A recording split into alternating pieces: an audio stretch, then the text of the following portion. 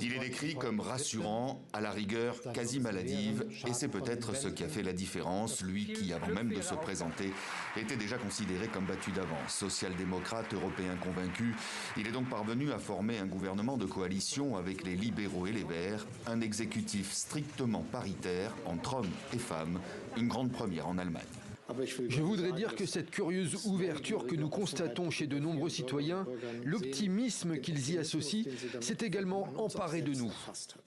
À 63 ans, l'ancien maire de Hambourg, devenu ministre des Finances au terme d'une longue expérience gouvernementale, prend aujourd'hui le relais d'Angela Merkel et ses 16 années passées au pouvoir. Son principal défi est bien de préserver le leadership industriel de l'Allemagne au moment où l'inflation fait son grand retour et qu'il y a une pénurie mondiale de composants. Sans oublier bien sûr la gestion de la crise sanitaire.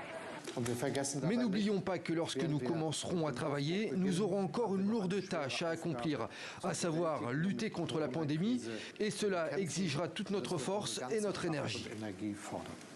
Et à ce titre, il prévoit de rendre la vaccination obligatoire dès le début de l'année prochaine. Comme bon nombre de ses prédécesseurs, sa première visite officielle à l'étranger se fera en France. Pour lui, les bonnes relations entre les deux pays sont essentielles pour la gouvernance de l'Union européenne.